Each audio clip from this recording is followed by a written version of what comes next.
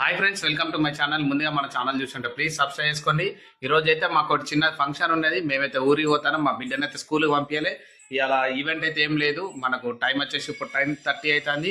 కరీంనగర్కి అయితే పోవాలి. మా చుట్టాలు ఇళ్ళ కత్తారైతే మా బావాళ్ళు అయితే పొయ్యి రావాలి. ఇక మా బిడ్డను స్కూల్ పంపాలి. 10 ఇవ్వరు దాకా టైం వేస్ట్ ఎందుకు ఏంటంటే మా బిడ్డ కాళ్ళకు పట్టిలు దొరకలే. ఎతికి నిలబడ్డాం. మొత్తానికి అయితే ఆట ఆడింది. ఏడ దొరికినాయి మళ్ళీ ఆనే దొరికినాయి. ఏడ పెట్టినాయో ఆనే దొరికినాయి, కానీ మేము అది చూడలేదు. ఒకసారి పట్టీలు పెట్టినాం. స్మైలీ, నువ్వు ఫంక్షన్కి అత్తవా రావా? అత్తవా? సరే, మొత్తం అయితే రెడీగా అండి. బట్టలు నిన్ననే వేసేసినాం. ఇక ఆల్రెడీ బ్యాగులు అయితే రెడీగా పెట్టేసుకున్నాం. బట్టల బ్యాగులు వాటర్ బాటిల్ అయితే పెట్టేసుకున్నాం. ఇక పావే పోదాం. స్మైలీ, ఇక నువ్వు స్కూల్కి పోలే ఇవ్వాలి ఏమన్నది ఆ మేడం? మరి ఎట్లా చెప్పా బాబా? జ్వరం 4 రోజులు జ్వరం వచ్చింది. హాస్పిటల్ ఉండే. ఇక ముఖం అంతా నల్లగైంది, మొత్తం ఫీవర్ అంతా ఇక తక్కువైంది. అందుకని ఫంక్షన్కి వస్తావా అంటే వస్తానన్నది కదరా.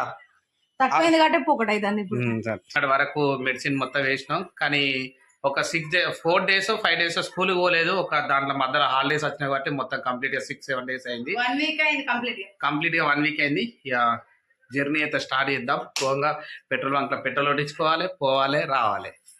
పిండినాయి కానీ అన్ని పెట్టేసినావు. ఇప్పుడు ఒక రెడీ అయిపోయింది ఇక. ఇయప్ప మా స్మైల్ గాడు ఏం చెప్తాను చూడాలి. ఇగో నీకు సెల్లేనారా ఎప్పుడు? వేరేది వాడవు, మొత్తం సెల్లుతో నేను నీ కథ అంతా.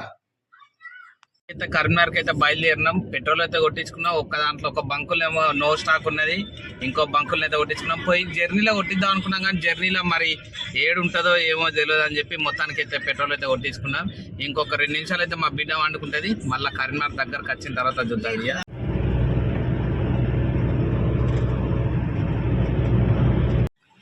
లక్షపేట దాటినాక రాయపట్నంకి ఆపినాం. మా బిడ్డ ఇక కక్కుకున్నది.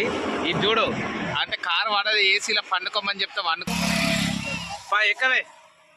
ఇప్పటికే టైం వచ్చేసి 12 అవుతాను. ఇంకా 1 వరకు కదా ఫంక్షన్ అని చెప్పి లైట్ తీసుకున్నాను. అయిపోయిందా? జరుగు, మమ్మీ కూర్చుంటలే. కరీంనగర్ రీచ్ అయినాం.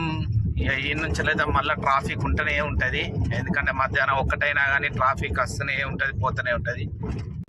Railway track. ఇక కరీంనగర్ రైల్వే స్టేషన్ ఇటు ఉంటుంది కావచ్చు. గేట్ ఇంకా రీచ్ అయినాం. ఇక ఫంక్షన్ దారి అయితే ఇది. ఇక మా పాపకి అయితే డ్రెస్ ఎత్తాను మా మేడం. ఇక అక్కడ వండుకునేది లక్షపేట అవతల అనుకుంటూ ఇప్పుడు లేచింది. ఇప్పుడు లేచిన తర్వాత చాక్లెట్ కావాలన్నది. ఇక దుకాణం కూడా ముంగట్నే ఉన్నది. చాక్లెట్ అయితే వండుకొని అయితే పోతా.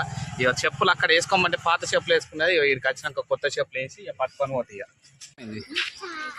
ఇక చాపు తర్వాత కొనిస్తాం. మళ్ళీ ఖర్చు నీకే ఇచ్చినాగా.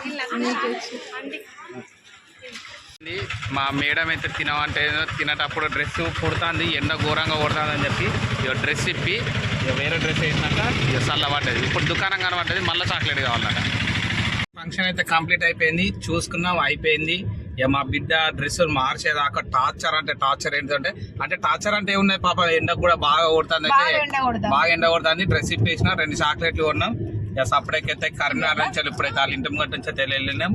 ఇక మాకు పోయేసరికి మళ్ళీ 2 గంటలు 3 గంటలు పడుతుంది. ఇక ఎండకు వర్షం అయితే లేదు, రోగం తిరుగుతుంది. ఎండ అయితే వెళ్ళిపోతాం. సోడా అయితే తాగుతాం. ఇది ఏ ఊరు అంటే ఇక లక్షపేట కాడ ఆగి సోడాలు తాగుతాం. ఎండ అయితే ఫుల్ కొడుతుంది. ఇక ఇక్కడైతే సోడా 10 రూపాయలు అట. రోడ్డు వినేది ఆయన మా బిడ్డ కాడ మంచిగా ఉంటుంది.